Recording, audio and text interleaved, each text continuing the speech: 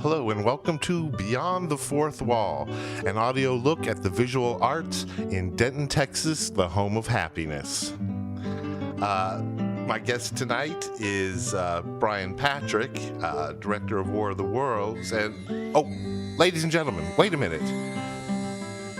Can you hear that sound? I'm looking out the window. We're atop the beautiful campus theater, the historic campus theater. And coming down the square is a giant, what looks like a three-legged robot. It's stepping on cars. It's headed towards the courthouse. Ladies and gentlemen, this is Texas, so please grab your guns. We really need a well-regulated militia if we ever needed one. It's a regular War of the Worlds out there. And speaking of War of the Worlds, I'm going to do the calendar now because this is a very... we have a very smooth-running show. As smooth always. Running, yes. All right, you don't talk until I talk to you. But our calendar is, of course, War of the Worlds. This is a reader's theater-style piece being performed as a homage to the original Orson Welles radio broadcast, and it will be at the Point Bank Black Box Theater, located at 318 East Hickory, Denton. Tickets are $15, and seating is general admission, and that is November 1st through the 3rd.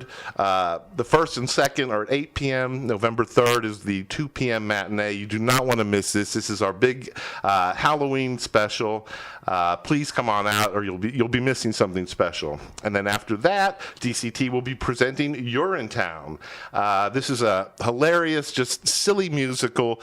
Don't let the name scare you. It's a silly pun. The whole show is a melodrama and just crazy fun. And that show will be on starting November 8th, 9th, and then the 14th, 15th, and 16th.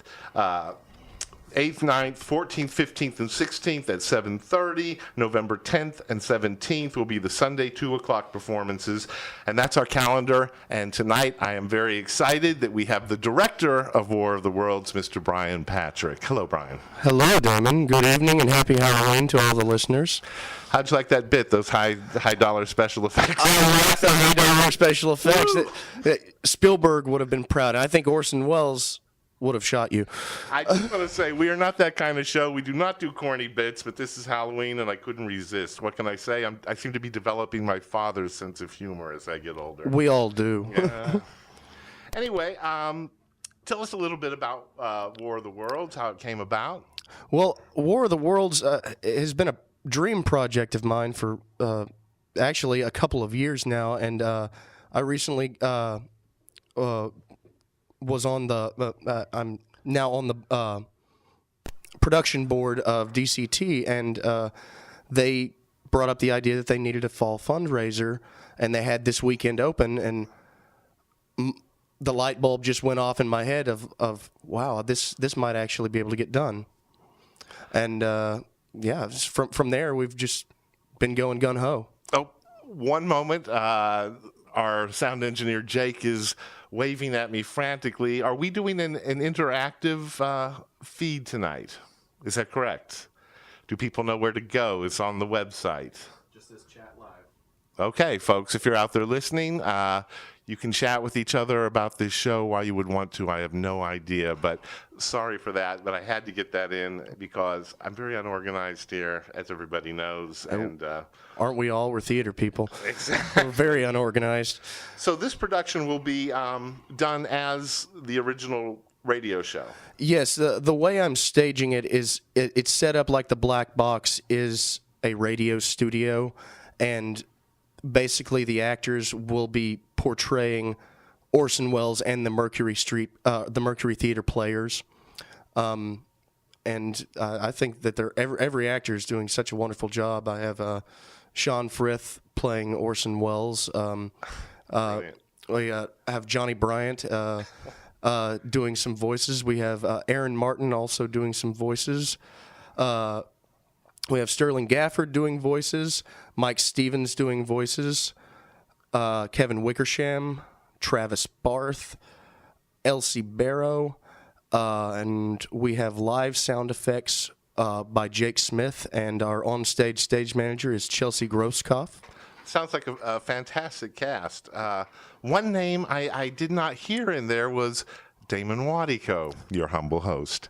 Well, I'm sorry, I was not able to have open auditions for this show. It was sort of really put together pretty quick. Yes, we basically just had this week to put the show together. We've had a couple of read-throughs prior, but right now has been go time for us this week.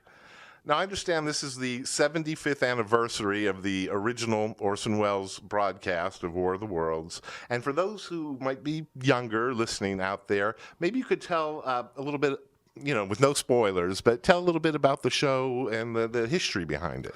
Well, Orson was known for the Mercury Theater on air, and he was known for doing wild, crazy performances with the Mercury Theater. And this show... Basically, the Mercury Theater, what they did was they had limited commercial breaks, and when people just tuned in after not hearing the intro to the show that said this was a fictional depiction of the H.G. Wells novel, he got a lot of people scared out there, and that's what we're recreating with this show is that fear with audio. Well, really, like you said, they heard this thing. It sounded like a real broadcast. The broadcast being we're being invaded from, Mars, and it really created, quite a panic. Yes, it really did. Several people on the East Coast were really scared. Just all across the nation, people who were tuning into the Columbia broadcasting system were just generally terrified and didn't know if it was a prank or not. Because back then, we hadn't had Pearl Harbor yet. We hadn't had 9/11 yet. Right. They weren't used to hearing something like that on the radio. But in fact, Orson was actually copying something that I believe happened on a Scottish radio show where they were instilling panic with a radio show.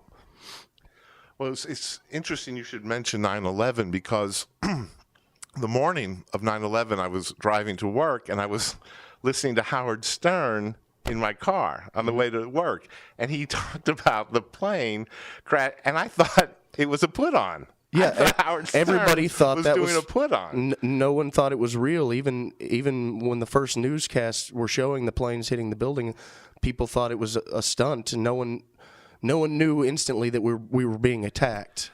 And it's funny, as sophisticated as we like to think we are, I think you could pull a stunt like this off again. I mean, a lot of people thought the Blair Witch was real when it first came out. I mean, I don't think anything ever really changes. I think this is a timely, a timeless show. And a lot of fun. I agree. And this being the 75th anniversary, it's even more special to get to do it here in Denton because it just hasn't been done here yet. And I think that the Denton crowd will really enjoy getting to hear this. I mean, you're coming to see a play, but it is a staged reading, and you got to understand that the actors have their scripts in their hands. Sure. But as they did on live radio back in the day. Exactly. I should have a script. That's my problem. But yeah, we're just really excited to be putting it on, and I think we've got a great group of people. Yeah, I do too, and I'm really looking forward to seeing this on Friday. It's a shame you couldn't do it on Halloween night, but that's really a busy time. It's actually a shame that I couldn't do it tonight because today is actually the 75th anniversary of the original broadcast. It was October 30th, 1938. Wow. So here I am on the radio 75 years later promoting this fictional show that 75 years ago people were panicked about. So other than this project, which like I said, I can't wait to see, you've been involved in a number of shows for Denton Community Theater, and I think Music Theater of Denton as well. Oh, yes. Just saw you. In fact, I know you were in Music Theater because I just saw you in Young Frankenstein, where you played the Inspector Hans Kemp. Yes, Kemp. He was a fun character to play. He was a one-armed, one-legged, one-eyed evil genius. Essentially, the antagonist of the show, but he's just trying to help. I mean, that's the way I saw it. I thought you were hilarious in that show, and great show to Well, everybody you. involved. Thank you. I mean, really a lot of fun. We had a whole lot of fun doing that one. It was really fun. Now, I'm not sure how we met because I actually saw you perform in shows at NCTC up in Grapevine in several roles. Willy Wonka, Yes. Van Helsing and Dracula. Mm-hmm.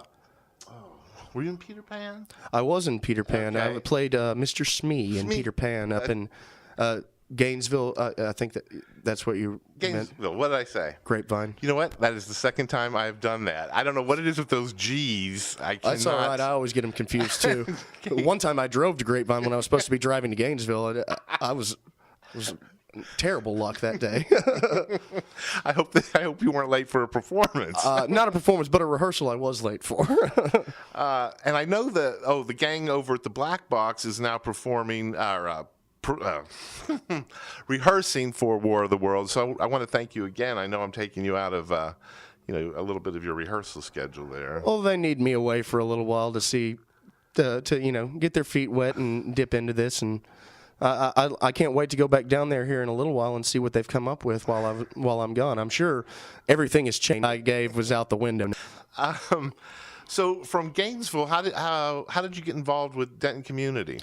Actually, when I graduated high school back in 2004, I went to Decatur High School, and I was heavily involved in the theater program there.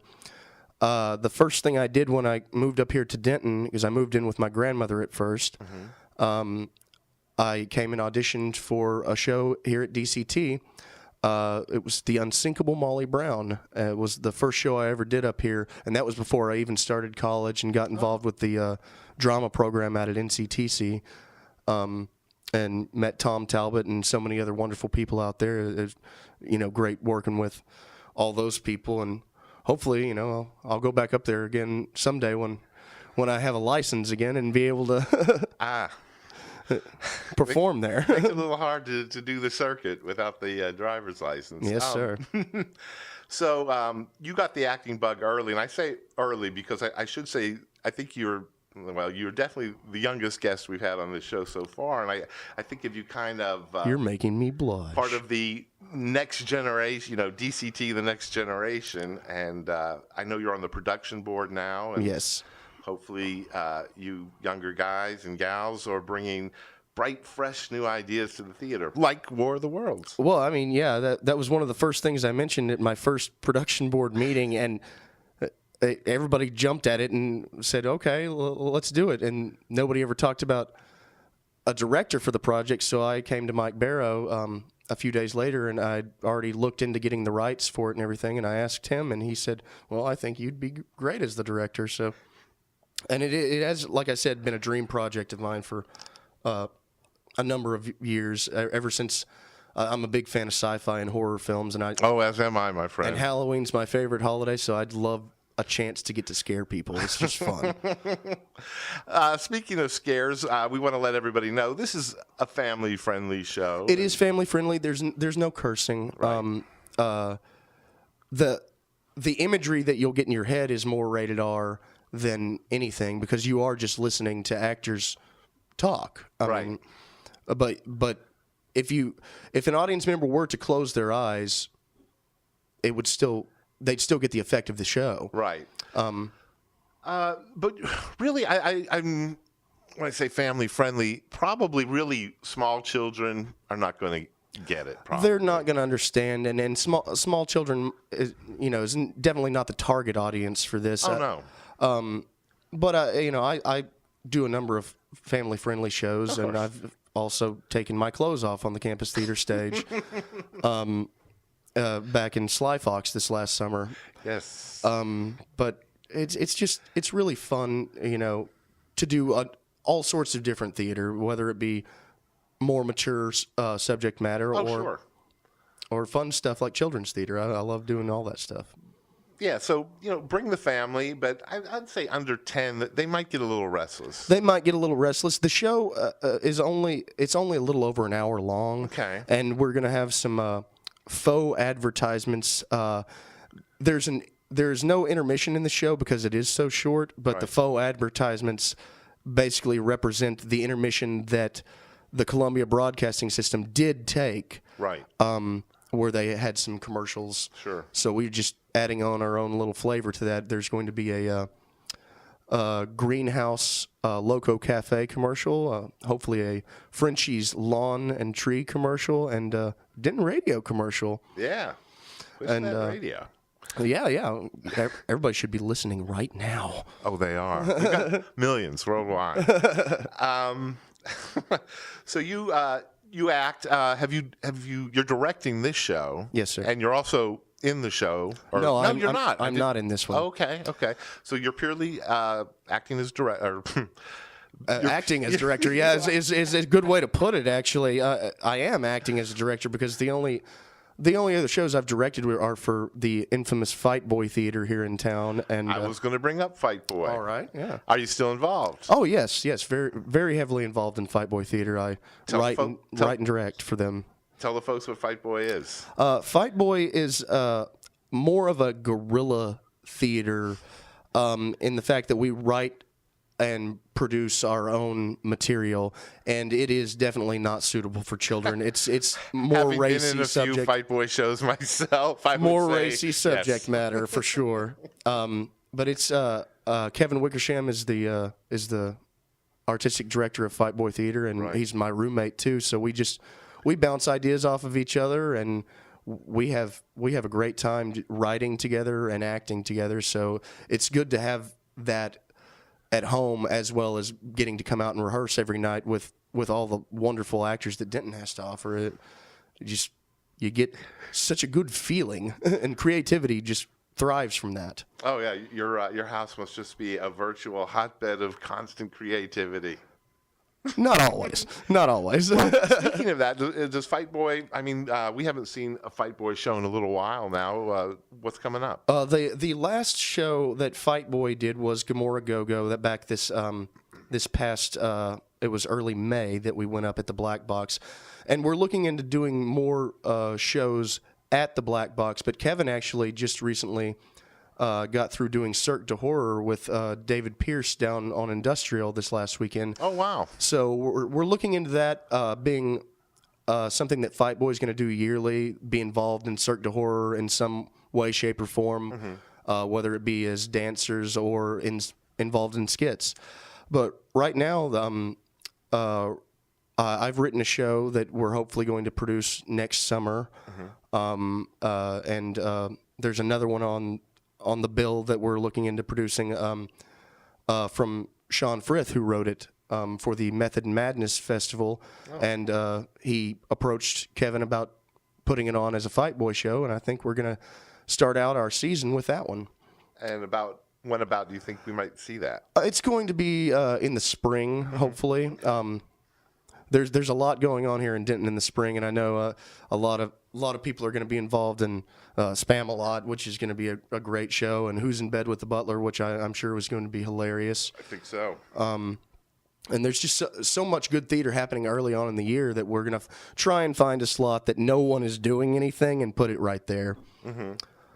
But for the summer shows, it's the one that I wrote. I wrote a 2-act play about a talent agent from Hollywood who gets involved in an espionage scandal with an evil James Bond like villain, and it's a silly piece. I would expect nothing less. Oh, of course. So this is really, except for some smaller shows, you're still kind of getting your foot wet as far as a director. Do you like directing? Is it something you want to do more of? I do, and I'd love to direct again.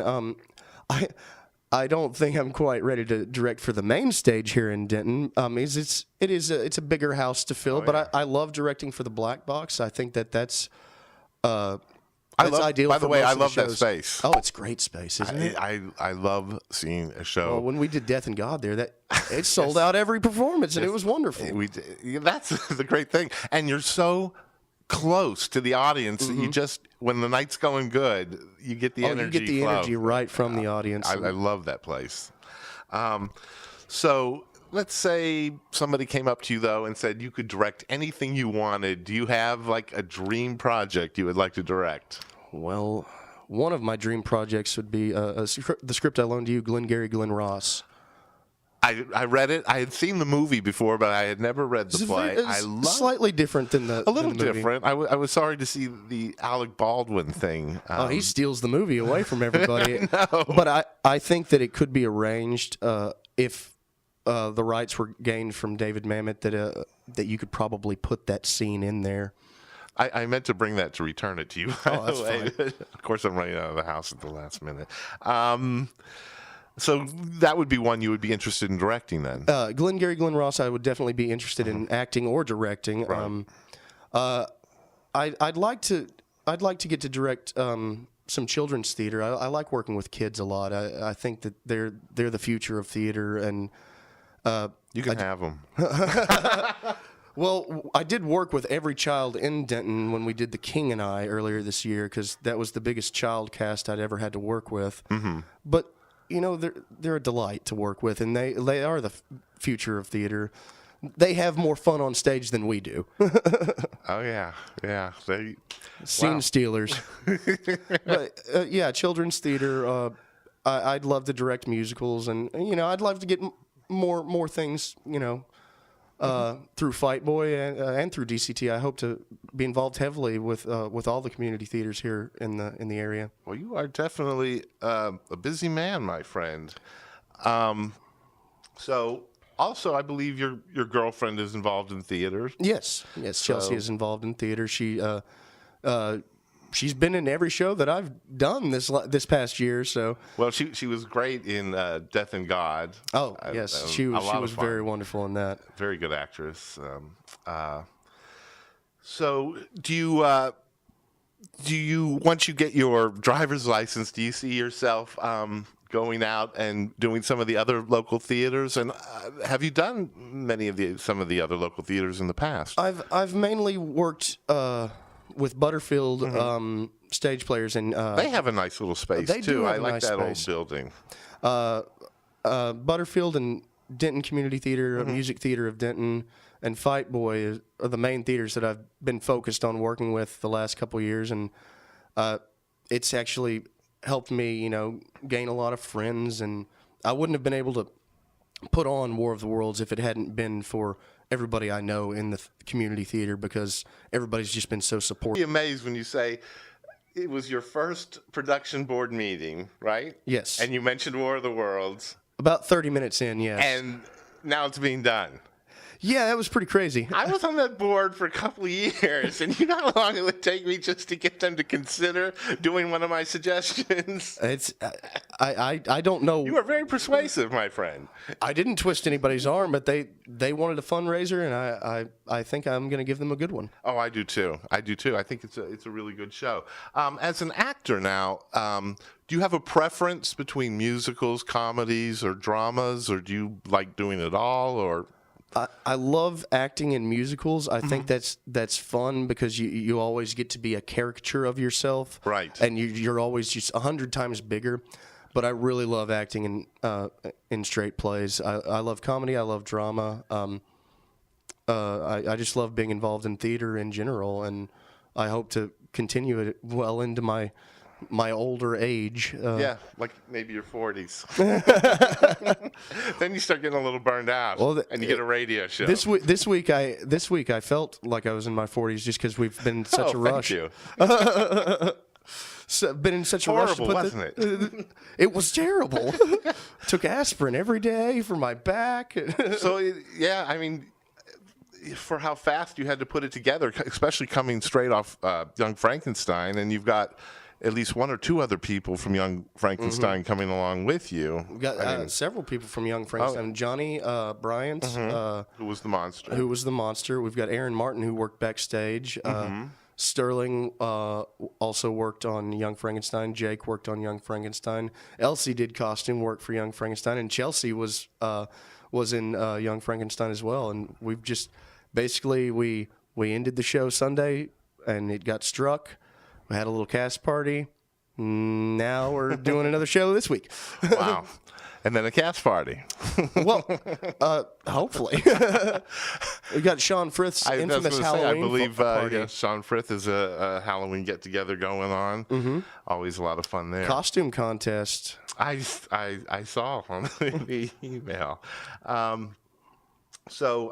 Okay, when War of the Worlds is over, what do you have your eye on next? Perhaps upcoming auditions or other things around town? Well, I'm toying around right now with 2 shows that I'd really like to audition for, but they both conflict, so I wouldn't be able to do both of them, so I'm going to have to make a choice between one. Mm-hmm. And yeah, Spamalot and Who's in Bed with the Butler both sound like really fun projects, and I'd love to be involved in both of those, but I'm going to have to make a choice. Oh, I think I know where that's going, but but it's going to be a fun spring because like I said, Fight Boy will have a show, and DCT has good stuff coming, and MTD has good stuff coming, and we're just really excited. Well, we are running out of time here. Is there anything else you want to add before we sign off? Feel free to wear costumes to the performance this weekend if you so desire. I mean, it is Halloween, and Halloween isn't over until we say it's over. So if you feel like coming to see War of the Worlds in a silly costume, feel free. All right. I'll wear a silly costume. Wonderful. I'll wear a tripod. Oh, my God, he came as a tripod. As a tripod. Anyway, that concludes Beyond the Fourth Wall for this week. And once again, thanks to DentonRadio.com. DentonRadio.com, we support local. Our email address is fourthwallradio@hotmail.com. That's all one word. Please always write to us with your suggestions if you're going to be involved in a project, if you want to be a guest. And remember, you can catch the reruns of the show in podcast form, both on DentonRadio.com and iTunes. Thanks always to Jake Laughlin, sound engineer extraordinaire, music by Polly Maynard, and good night, Mike. I know the aliens have abducted you, but we are hoping that they will return you to us safe and sound. And remember, folks, do not be a Halloween Scrooge tomorrow night. When those little princesses and Yodas and crap come to your door, give them some candy already. All right, happy Halloween.